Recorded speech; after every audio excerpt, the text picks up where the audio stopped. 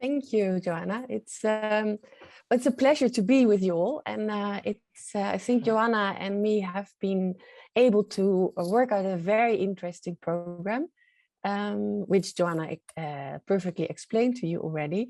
And what I like a lot about it, it runs from very pragmatical and instrumental focus to a more imaginative point of view.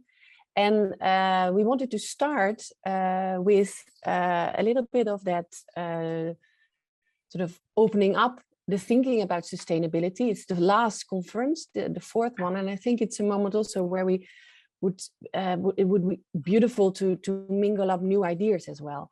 And we are very, very proud that we have both Sines and Simona as the first speakers of our conference, because they are actually on this moment in the spotlight with two amazing research projects. The one is Cambio, which is the research project from Andrea and Simona from FormaFantasma. And the other project which we will focus on is Ego, not Ego, which is I thought one of the most interesting presentations at the Biennale in Venezia at this moment. So these two projects are here with us, and the makers and the inventors are there to explain it themselves. But what the main thing is that they are addressing, and which I would like to discuss with both Sines and Simona, is that they are exploring a different way, a different relationship between people and nature. And materials, of course, are a strong part of the silo of nature as we define it. So that's what we would like to explore in the first agenda item of this conference. FormaFantasma, I briefly introduced them. FormaFantasma is a research-based design studio, which was based in Amsterdam, and it's now going to be based in Milano and Amsterdam together. They have a very strong investigation in both on the political, ecological, social, and environmental forces that shape design. That's a key element in the research that they do. And the approach that they take in their research is very analytical with a very finite eye for detail in it. And we're very happy that they are with us. They presented the Cambio project a year ago, just before the pandemic started. And at this moment, the second version of that research is presented in Italy in the Prato, in the Pecci Institute in Prato.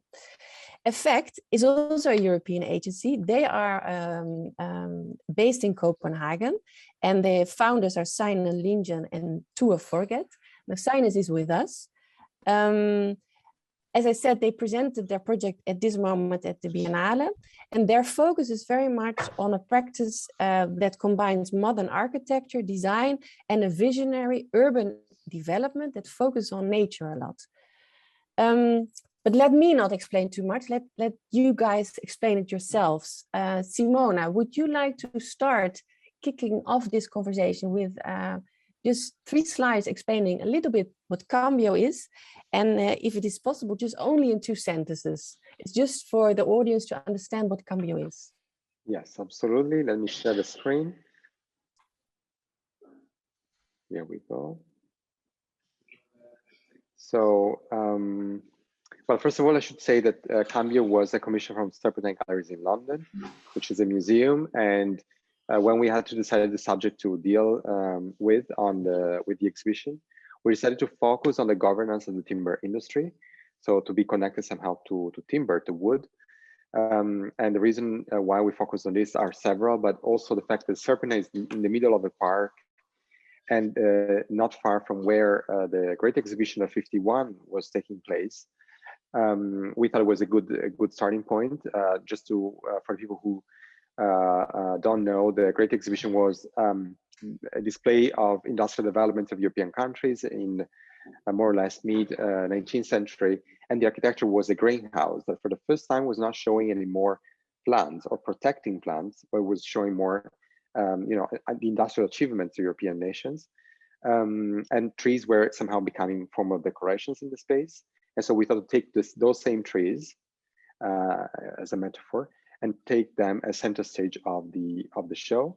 But what is important to notice here is that we are not focusing from the perspective of design on the materials properties of wood, but we are focusing on the governance of the timber industry. So the politics that shapes this industry, that we as makers, as architects, as designers, we inevitably end up supporting when we do our own work. And we believe that via getting to know the politics that shape this industry, we can have much more informed choices. Of course, the background of the exhibition is an ecological concern. And the whole exhibition is a continuous, constant conversation or collaboration with different institutions from the scientific world, from activism, from the realm of cultural institutions such as the Victoria and Albert Museum, the Kew Gardens in London, and of course, as I said before, several kinds of scientific institutions. The aim of the show was really about showing how design can develop much more holistic perspective. And one concern also of the show was to think not only about trees as materials, but also as living creatures that provide services, and they are sentient. And the show in the end conclude with a film that we developed with a philosopher that wrote for us, Emanuele Coccia, a voiceover where somehow we give voice back to a creature which we can identify as a forest or a tree, or it's not identified clearly, but it's speaking back to humans from the perspective of this other non-human that is looking at how humans operate on the planet. So the exhibition starts from very, very on a microscopical level, on a scientific level, understanding the informations within timber, and it develops looking into also the consequences of colonialism, and end up instead on a much more, I would say, metaphysical perspective on the relationship that we as humans have with trees. I try to be very, very short. Yeah, it's almost impossible to compile the whole research in such a short notice. But what I recall from the exhibition is that instead of the way how we think about wood at this moment is very much as a consumption product, something that we consume. I guess what you highlight in the exhibition is that there is another model, or there's another way of looking at wood, which is not about consuming. It's almost like you make wood unconsumable. Could you explain that a little bit? Because I think that is the core of the message that you also convey in the research that you are doing, that you want to introduce a different way of looking at what wood brings us, or is, or should be. Yeah, well, when we talk about wood, inevitably it's easy to fall in form of cliche or sustainable cliche, right? Of course, timber is a much better material also for architecture than compared to concrete or others. But if we really want to develop an ecological thinking, we need to put things on a much broader and complex spectrum. And I think many business models that uses wood, they're not based, for instance, on durability, but on fast consuming and fast consumption. But if we believe that trees are helping in climate mitigation, absorbing CO2, it also means that we need to look at this material in a much more complex way, understanding how trees grows, where they grow, and which are the politics that really shape the extractions of values from forests. And this understanding will also inform the way we apply timber. So for instance, of course, a business model based on the continuous repetition or changes of, let's say, furniture is never going to work, because that same wood that is storing CO2, and the mass of wood is essentially CO2, will be released again into the atmosphere when discarded. So we need to develop much more an holistic thinking, and that's what the exhibition is trying to do. So that there is a position where you come from, where you bring it, and where you bring it back to, that there is not a singular approach of usage of wood. Let me go to Steiner. Oh, sorry, Simona. Yeah? No, I think it's good. Thank you. Sinus, I would love to go to you now. Time is already going so fast. But this approach of that the circular view of what wood is, what a forest is, could you take it on from there and maybe take this as a bridge to introduce your project, the one that is presented in Venice at this moment? Yeah, I can do that. So I'll just also share my screen for 3 really short slides here. I think you can see them there. So just a quick introduction to sort of one of the agendas that we are working with currently that we call Ego to Eco is basically, this is the title of our exhibition at the Venice Biennale. And as you can see on these images,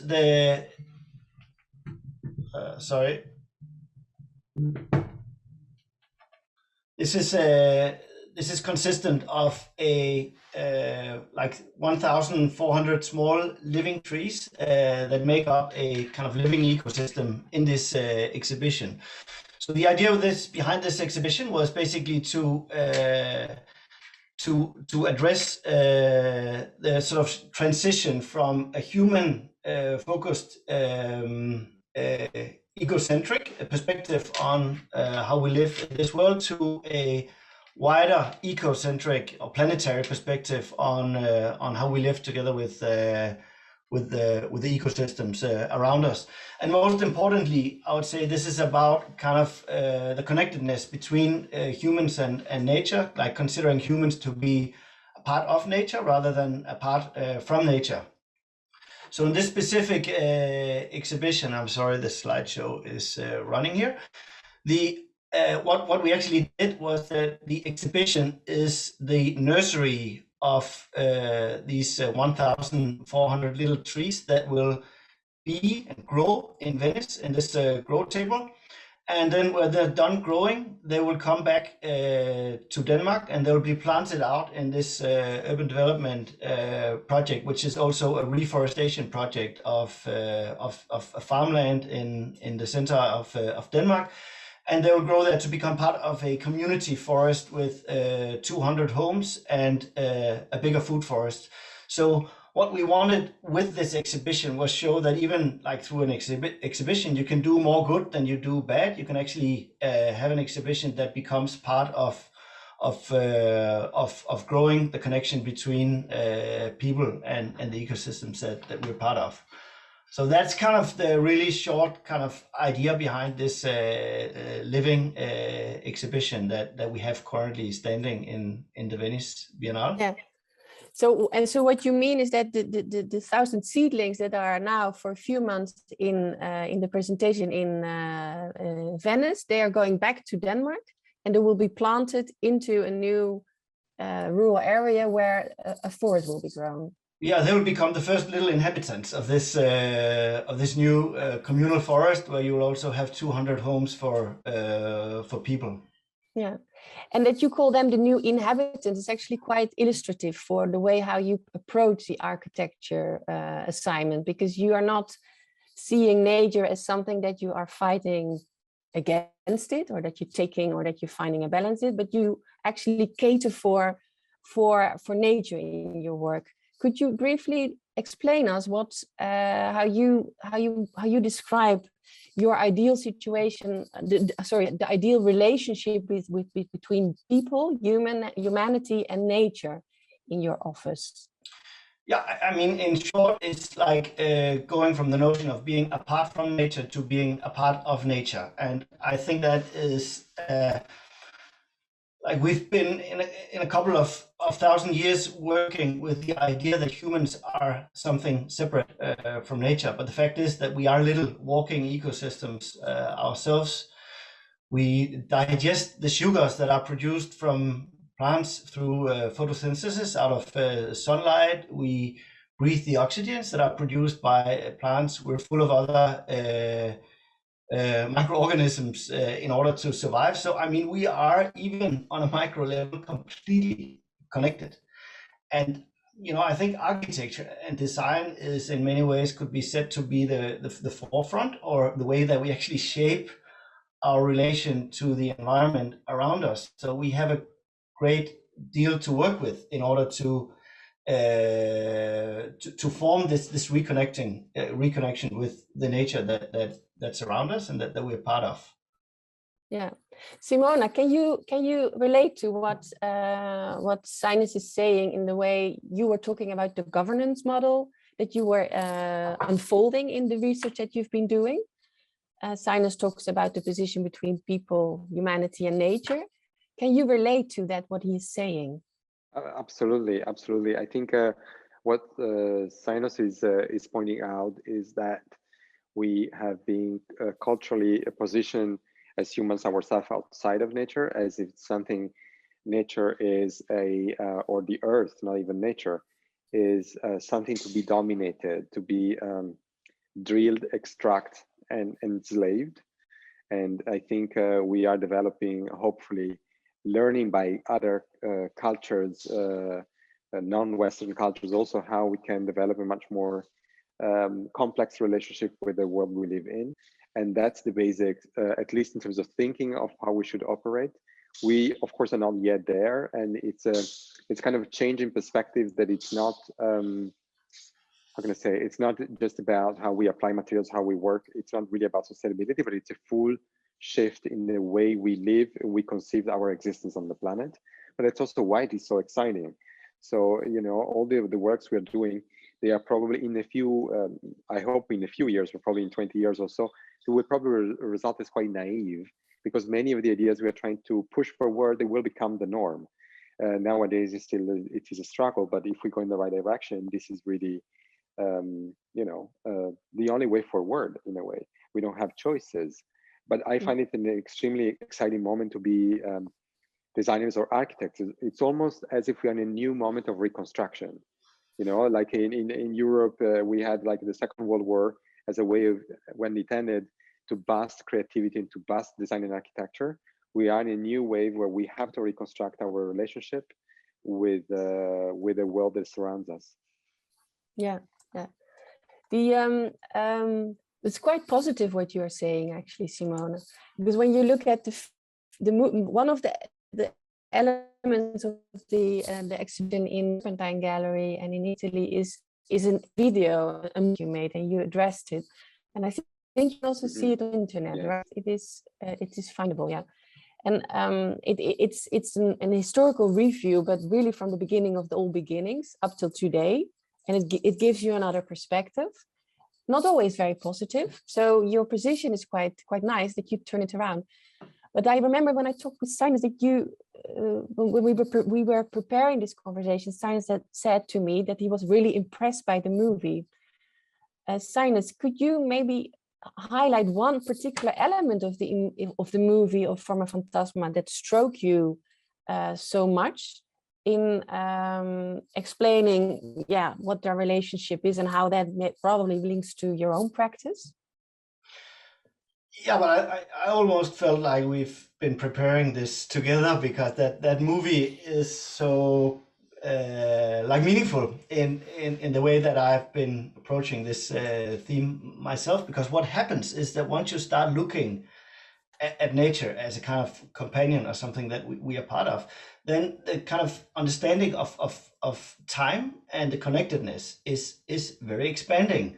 So the idea of starting this narrative with the very beginning of the creation of life is exactly what I've been thinking to do in the book that we are on the way of producing, because that is basically the context of human life. It's the kind of origin of the biosphere, and the origin of this like very thin layer of protected climate in which we live, that started with the plants coming together. So I feel very much aligned with this approach. And also the other thing that I noted in this video is, like, by actually showing the images of plants, of wood, and you have this quite intuitive, as a human being, quite intuitive connectedness with this, which is also what we tried to actually show at the Biennale. If you put something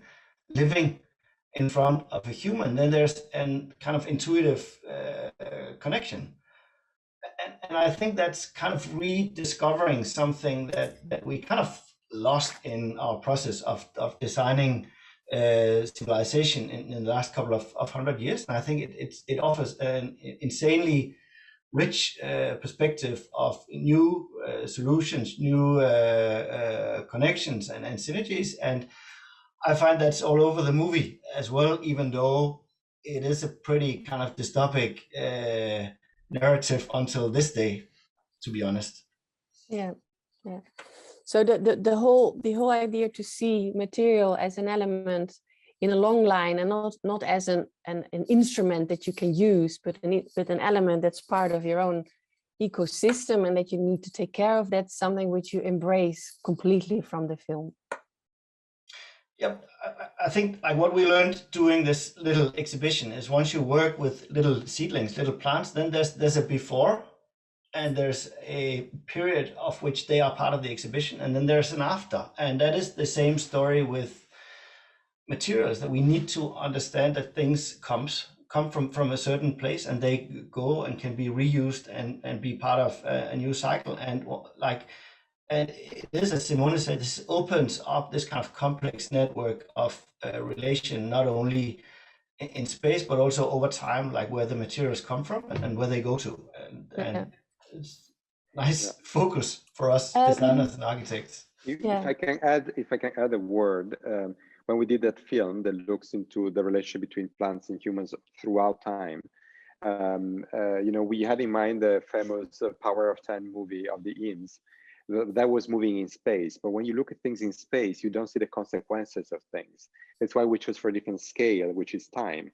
And I think this is connected also with what Steinos very well explained in this moment. That's why we use that, the idea of time and not of space to observe wood, at least in that film. Beautiful. Simona, you work quite closely to the art world, right? Could you maybe as a last question, and then I would like to open it also to the audience, but could you maybe as a last question give us a suggestion how the different model of governance that you've introduced in your research, how can we implement that into the art world to develop a different relationship towards sustainability and towards the use of matter? Yeah, well, there's different ways that this can be addressed. With Serpentine, we try to do this, for instance, on a meta level, so really on the physicality of the show. So, for instance, we gave ourselves a series of limitations. We did not want to build any impermanent walls. So to use as little material as was needed for the show, the set design for the exhibition was a series of furniture that have inevitably a life afterwards, because they're not like a white plinth, you know what I mean? They are objects that can have live beyond it. Also, in terms of shipments, we only did collective shipments, so we never did ship things on purpose for the exhibition. And the touring of the exhibition is in Europe with a limited amount of the physical materials on show. And outside Europe, we decided to only travel with the digital materials. And the exhibition also has a digital format and a catalog, so they can be available without the show needs to travel. And there is also another level that I think art institutions could work. And I think it is also about the financing of works. I think that recently the most radical works we developed, one was about electronic waste and this one about timber, was financed by public institutions. And I think this is brilliant. So we are a commercial design studio. We don't work as in the academic world. And to have the finances to develop works like this, we need the support of public institutions.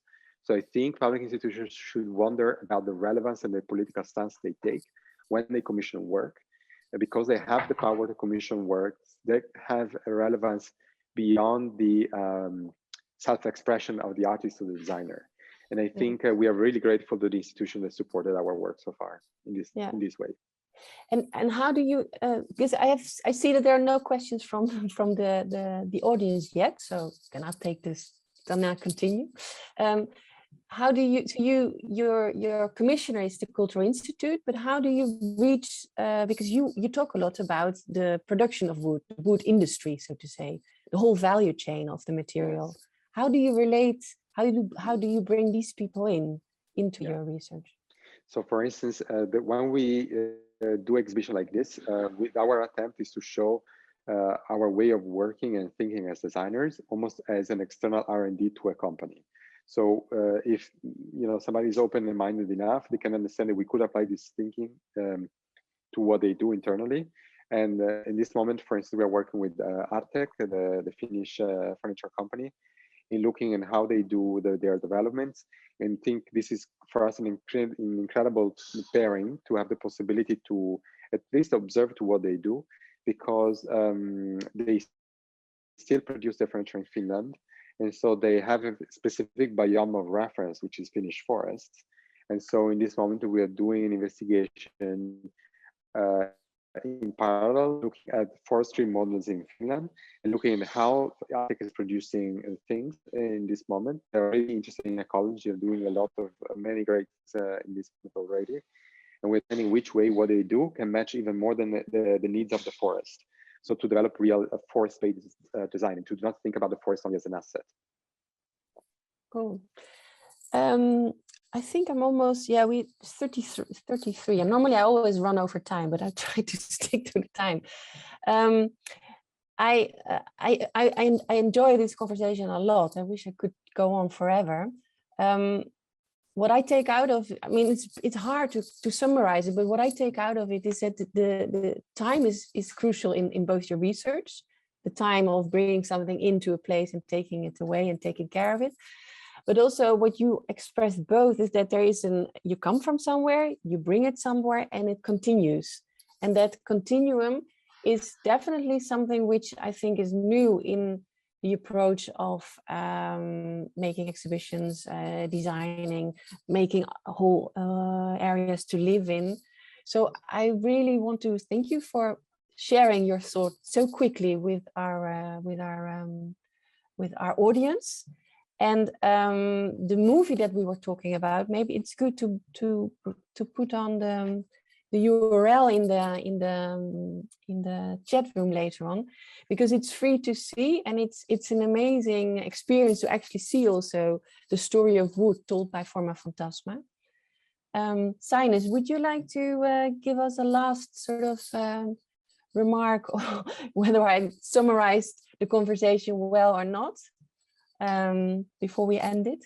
No, I think Simone said something that I would like to finish off with, repeating. It is that, like, we are at a crucial time where we need to act, but we are also at the beginning of new possibilities, and I think that's a very important notion to bring on. Yeah, thank you. That's really beautiful. Yeah, thank you so much for your presentation. I think it is now, Joanna, it's now time to move on to our next agenda item. We're going to have a whole conversation of synthetic collective. Will you introduce it? Of course, yeah. Thank you all for the wonderful conversation.